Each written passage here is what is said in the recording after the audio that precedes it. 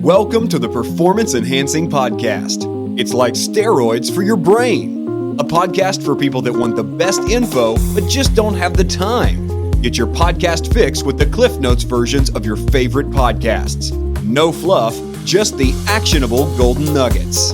Having this much knowledge at your fingertips should be downright illegal. So get ready for another dose of Performance Enhancing Podcast with SatoriPrime.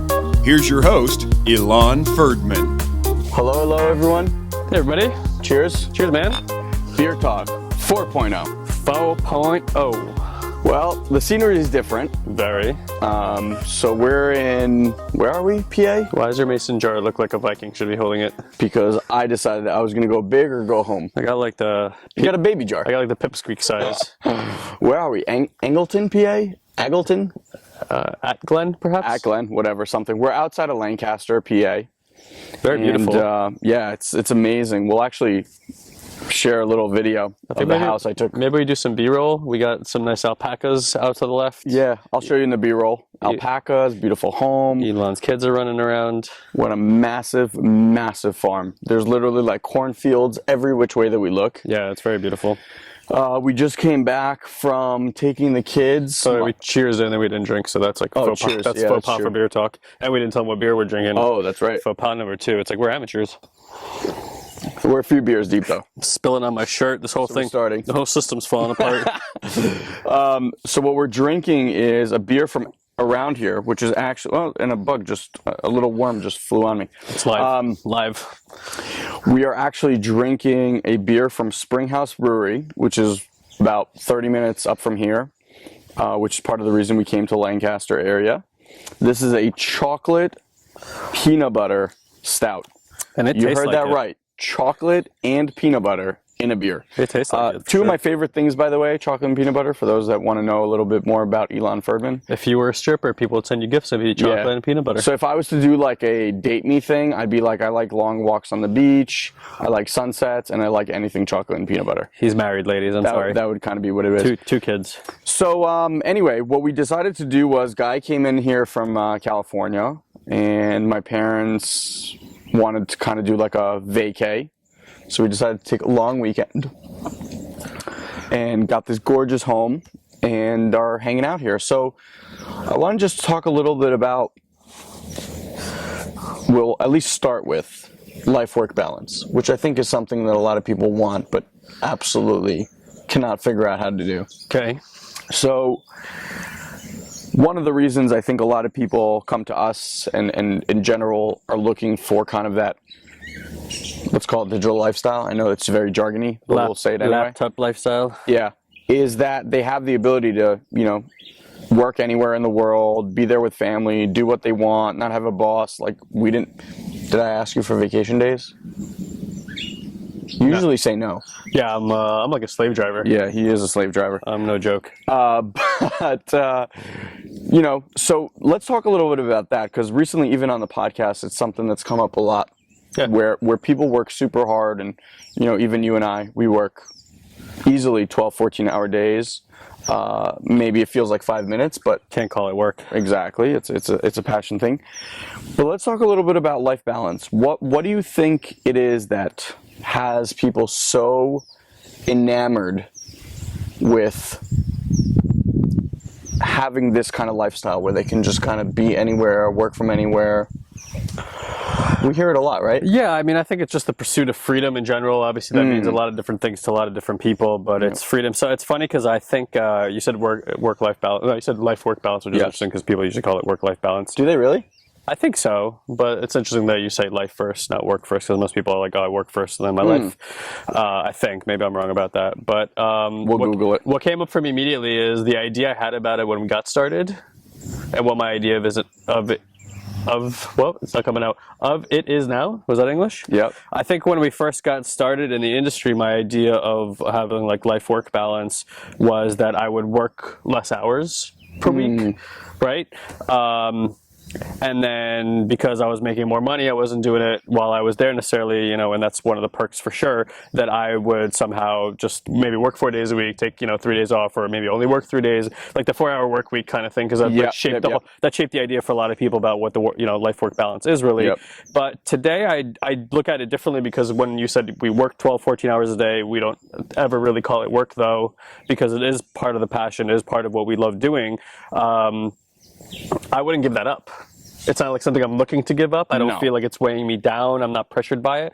However, when I think about it, I think this is a really good example, and I think it's great that we're doing this video out here this time, is that we don't have to ask anybody for time off. Yeah. We don't have to worry about, can we spend time, you know, with your kids, or take our family somewhere, enjoy beautiful environments. There's none of that pressure. We don't have to worry about waking up to our alarm clocks. And I think we mentioned this on a beer talk previously, is that for me, when I started this business, I just allowed myself to feel retired the moment that I got started, because for retirement, to me, when I look at it, is no answering to a boss, no waking up to an alarm clock, taking time off whenever you want, right? Yeah. And that's really what retirement looks like for most people. So I was like, hey, just by virtue of starting this, I'm already retired. Screw the money. Yeah. And that'll come as a byproduct of the passion that this kind of instills. So I feel like it's just been healthier, you know? And I still would say we're not as balanced as I would like to be. I would like to optimize my time more towards things like this. But I'm not at a place where I feel like there's a missing either. So I guess that's for me. Yeah, I mean, we're definitely, inquiry, and recently I've asked a lot of people this who are uber successful at how to achieve life-work balance. Ty Lopez is a guy that I introduced you guys to on the podcast a little while back. Actually had this whole thing about the myth of the 4-hour work week, and he said this story, so I'll say it again, because if you haven't heard it, it's really just that good. Imagine if I came to Guy and I said, bro, and I'm already married, so this is like a purely hypothetical, but say I just met Fanny and I said, I met the girl of my dreams, I'm gonna marry her. And he'd be like, oh my God, that's amazing, congratulations. And I said, wait, I haven't told you the best part yet. I only have to see her 4 hours a week. What would you say to me? That's crazy. That's crazy, right? Okay. So while I love Tim Ferriss, I think he is seriously one of the most amazing people at mastering things. Yeah. The concept, down to its core, it's a little bit flawed. Sure. Because when you love something the way we love our business, if I told you, Guy, you can only work on our business 4 hours a week, what would you tell me? I wouldn't even want to do it. Exactly. Yeah. It seems like it would be taking a part of you away. Sure. Right? Part of my self-expression. Exactly. Away. Yeah. So, look, if you're in a place where you hate your job, then a 4-hour work week makes sense, right? Like if you only had to deal with your shithead of a boss for 4 hours a week, you'd be like, my God, that's the best thing in the world. But I think for anyone, and if you look, you know, Ty, the thing that he brings to it, which I think is really important, is look at anyone that's making global impact. People like Bill Gates, you know, rest in peace, Steve Jobs. Those guys were not working 4 hours a week. I can guarantee that. You know, and they did it because it was a pursuit of passion. Sure. So the reason we're bringing up this life-work balance thing is because, yes, you know, I told my wife a little while ago that if it wasn't for her and the kids, I'd probably all I'd be doing is working. Is working, yeah. And I was going to ask you, I think you would agree with this, but I just want to see your take on it. I would define one of the variables that's necessary for success is that you're distinctly passionate about what you're doing. And if that's missing, it's just such an uphill battle. Yep. It's so difficult to make yourself motivate and do things that you're really not passionate about. And if, you know, whatever situation you might be in when you're watching this, if you're truly not passionate about it, you know how lethargic you feel, you know, how like you think of yourself as a procrastinator, and it's not that you're a procrastinator, you're just living inside of a circumstance that's having you be someone who procrastinates, basically. Because you don't give a shit. Exactly. You just don't care about the outcome of really what you're creating. You don't feel connected to it. You know, maybe you're a cog in the wheel and you're not connected to the end product. You know, it could be a lot of reasons, but I would say that I couldn't imagine today given the tools that are accessible to you. And granted, there's maybe a few years shift. Like for us, it's been a few years of education and experience that needs to come along with really understanding how to pursue any passion that you have. But I think that's the value of learning online marketing and sales, is that you really have no limits in terms of what you're able to create in terms of your passion, in terms of your self-expression, things of that nature. So, I mean, anything you wanted to add or disagree or agree with on that? No, I think what the term I've started using is you have to be, and I don't care what you want to be successful at, the term I say is you have to be passionately obsessed. Because anyone that's passionately obsessed, whether it's about photography, video, painting, gardening, whatever, those are the people that I find to be successes. Yeah. Because those are the people that seek out education. Well, that actually reminds me of an interesting question. So I always ask in the end of the podcasts, and I've never asked you this, so this could be interesting. I always ask, that cliche, I wish I knew then what I know now. So in the last one, UJ Ramdas, actually, I asked him, and he said, wow, that's such a brilliant question. Can I ask you that back? And no one ever asked me, right? So like I always ask these people, and I was like, well, I don't have an answer, but I was joking. And I think for me, the biggest one is, when we were back in Metro days, I just thought that I knew. And I thought that I knew how to sell. I thought that I was really good at my job, blah, blah, blah. And I invested no time in educating myself. Probably Metro days, meaning we used to work for a private banking facility. Yeah. So that was the name of the company. So I was closing deals. I was responsible for bringing in deals, closing deals, etc. And I was just great at it. But I mean, thinking like the amount of time I invest in educating myself today. And realizing in educating myself that the more I educate myself, the less I actually know. Actually feeling like I know less the more I educate, if that makes any sense. I hope it does. But it's like that pursuit and that hunger for educating myself is the thing that I wish I knew 10 years ago. Because that's honestly been the biggest game changer in my life. I'd agree. The moment that you started taking on being like wildly passionate about educating yourself in that field, you definitely, even within the podcast. Yeah, for sure. And I think part of that is, in banking, you're coming into a predefined situation. It's like there's banking rules, there's a way that banking is done. And granted, there's people who do it better, people who invest better, stuff like that, but it's still within a system that's already created. Like when you come online, part of the self-expression process is creating it the way that you see it formed. Maybe there's like marketing things that you want to know, things about psychology you want to know, but overall you can create it however it is you see fit. I mean, so say you're in a sales job, any sales job. So wait, hold on, I just want to stick to the question before you go on to the next part. So to clearly define, so what is it exactly that you would have told yourself and that you know now? Is it that you would have been studying? So the way I would have said to myself is, be hungry for education. And what I mean by that is, like, right now I'm a sponge, literally a sponge. So back in the day, I would have mastered sales. I would have found every podcast. I would have found every book. I would have found YouTube videos. I would have just tested all these different practices. Today, there's not enough time in my day for me to educate myself the amount that I would love to. And in all the areas that in you want any to, area. right? I'm talking my kids, my wife, sex, fitness. I'm just literally like, there's so much amazing information that up until 2 years ago, I was just like, I kind of know shit. And I think that's a massive mistake. Well, I mean, look, the moment you think you know something, you're done learning, right? But I think, what I've noticed with people, and even the people that we enjoy reading, people that we hear that other people enjoy reading, it's people who are in pursuit of mastery. And that doesn't mean pursuit of mastery of business. It could be pursuit of mastery of being the fastest person in the world, of any sport, of being the fastest reader. It doesn't matter. You just want to master something. And I think the other thing masters realize is they're never going to master it. They might have mastery, but it's never mastered. And they're always willing to pursue going deeper. Kind of like we are in Facebook. Absolutely. There's what's that sushi movie on Netflix? If you've never seen it, Hero Dreams of something, or like something like that. About the best sushi chef in the world, right? And if you guys have never seen that movie, it's a great movie about mastery more than it is about sushi. And that's just what I've noticed. Like, mastery fascinates me. Me too. And I think once you go down that path, it starts opening up mastery in every area. That's what you said, like, in sex and in health and fitness and biohacking and life hacking. You want to optimize, you want to master, right? So for me, it's a really interesting question. I don't know that I have one answer for it. Similar, also, like mind expansion stuff, but I think for me personally, on a more personal level, I just didn't grow up with a lot of confidence. And I think a lot of it was not, and where my confidence today stems from, is the value that I bring to other people. I thought I was not valuable. So I didn't think I had anything to actually offer anybody. I'm like, I didn't look at myself as a person who had smarts. I wasn't extensively creative in my life. I was just like very blasé. I felt like I was so average. Like what do I have to offer that's different? And I would really look up to people who were passionate. I actually felt jealous of people who were passionate.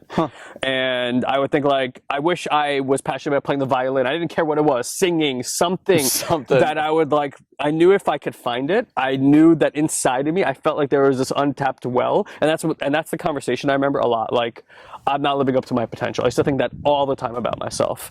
And I remember the shift when the business started, like when I made that choice. It's like when we say a landmark, like when you buy the ticket, the journey starts. Me saying yes to the business, but saying yes to it, like I'll die before I give up, and knowing that, not like I'm saying it it's because it sounds good. I actually felt that way. The moment I had that, it was like a completely different, like a splinter in my mentality. So what would you say to yourself? What would be the line? Like, how would you say that to yourself, say, when you were 15, 16, 17? I would say pursue becoming valuable, which is another way of saying what you said too. It's build a skill set that can provide value and transformation for other people. And for me, it was more about transformation. It's just like, I didn't really know how I wanted to go about transforming people. Now I'm starting to gain a lot of clarity around that. Because I was doing it, but not in my structure. I was doing it in someone else's structure, and it was still great. So I would just say, so I guess it's pretty similar to yours. I would say like pursue something that makes me valuable to other people in a way that matters to me. And then, and just like, I was going to say be more confident, but that sounds so like, you can't touch it. You know what I mean? Most people are like, I want confidence. I just don't know how to get it. But for me, that was the access point for confidence. Adding more value to other people. And you do that by adding more value to yourself. Yeah, which makes you feel great because you're like, well, I got something now. Like, which goes back to educating yourself. Right, exactly. Yeah, we spoke about this earlier about how we feel like when we are able to teach someone something is when we actually feel like we've owned that something. Or we're learning, honestly. Like and just to, we have masterminds that we run, and it's amazing. And I knew this from our coaching days, is I really genuinely never felt like I actually grasped the information, like had the experience, like internalized it, had it be part of my mechanical system, like part of my intuitive system, until I started teaching. Up until then, it was a lot of good information that I was kind of using and I would grapple with. But then you start teaching, and teaching is a recognition of what you can offer, right? Like, what do I actually know, and is it making a difference? And I think that's when you recognize it. But the other thing I noticed, and it happens a lot on our webinars, when I'm teaching, I'll say things out loud that I don't say to myself in my mind. It just comes out different. It hits a different part of the system, I think. And like, things surprise me that I'm saying. And I'm like, whoa, like, where did that come from? And like, it creates a breakthrough in that moment, because I'm like, wow, I need to be doing that too. And it just becomes very natural. So the more I teach, the more I find I'm learning. So let's transition, because we're about to take on a pretty big undertaking. We're about to launch our, I don't know what product, like 15, 16, I don't want to say product. we're about to, because we're in the baby stages of it. People are going to think like a month from now we know a product. We're in the process of launching a product, and well, technically 2, but I want to talk about 1. Technically 7 more products. And you brought up the masterminds. So the masterminds, we've done masterminds in the past. We had an apprentice program for a while. It was a 12-week apprentice program. We met every week, and we actually took people through the process of launching their own product. We ran about 3 of those, and it was wildly successful. However, what we found was that, and this might be other people's experiences, the first group we filled in like 48 hours. The second group took us probably like 2 weeks. The third group took us probably like a month. Right? Because what you end up doing is you go from like the people that love you the most, obviously, are going to be the ones that jump on it. Then once you're done with them, you kind of like go into like the secondary and tertiary, whatever circles. You're tapping into your resources, basically. So there's only so bring much of people them. in. we scratched that model. It was very intense. It was a very, very intense program. We actually broke it up. We do it now in the six-figure mentors at the gold level at Digital Experts Academy. We do kind of like the first 6 weeks of that program somewhat. But now we do a Facebook mastermind. We actually have 2 different levels. We have a, what I call, like, if you're a beginner, like an advanced beginner to an intermediate advanced person, or advanced intermediate, we have the Kickstarter program, and then we have what we call our Facebook tribe, which is more for advanced marketers, larger budgets, looking to scale, had some results, etc. And very different than last time, and I want to kind of tie this back together to the education thing, we've actually been filling them faster now the more they go on. Not through testimonials, which is a mistake. I mean, we should definitely use testimonials. But just because, well, that's what I want to talk about. Well, part of it is volume, for sure. But go ahead. I want you to finish your thought. So you know, when you asked, like, what would that question be for me, and I said mastery, right? So what I've actually gone and done, right? So before in corporate finance world, I just sold and I didn't think about the process. Some good calls, some bad calls, right? Today, so I mean, and I can show you, I'll just insert in this here a picture of my board. Everything is tracked. I have one notepad that's just geared towards these conversations. I take notes on what happened in the conversations. And right now, in the last probably 2.5, 3 months, I've been closing on the phone roughly about 74% of people that get on the phone join the mastermind. Now, just think in your business, if you can close 73% of the people that you spoke to on the phone into your opportunity, your service, your product, whatever, right? Like, that would blow your mind. So I shared this experience with one of the guys in a mastermind, and he was like, teach me. And so I sat with him for about 3 hours. I gave him the model, and he went out, sent out one email the way we instructed him, had 122 applicants. They've already filled 30 spots at $800 a month for this mastermind. And he contacted me back. He goes, Ilan, that was hands down the best information anyone's ever given me about marketing. Remember, I had the conversation with you, and I said, okay, Guy, I think we're on to something. We got something here. Yeah. And so the product we're actually going to launch is, we've called it the Inside Out Funnel. And it's going to be able to show you the process that we've been taking people through on doing that. And then on the back end, actually teach you how to close these people on the phone. Wouldn't you like to know what we're doing, huh? Well, in part 2, we're actually going to share with you exactly what we've learned over the past year in learning this and how we put this whole thing together. So let's end part 1 of Beer Talk 4.0 right there. And we'll pick it up in part 2, where we actually discuss, amongst many things, the actual process we take people through in order to close roughly 73-74% on the phone. And if I can just update it a little bit, we've actually upped that number to now 84%, which is absolutely insane. So make sure you come back and listen to part 2. In the meantime, have an amazing, amazing day. Thank you for joining us on this week's Performance Enhancing Podcast. We've taken this pep talk and created a custom action guide so you know exactly what action steps to take now to grow your business. Just head over to SatoriPrime.com/podcast and download it for free. Also, please leave a comment and rate this podcast on iTunes. It'll help us get the word out. Thanks for listening. Now, go and implement. We'll see you next time.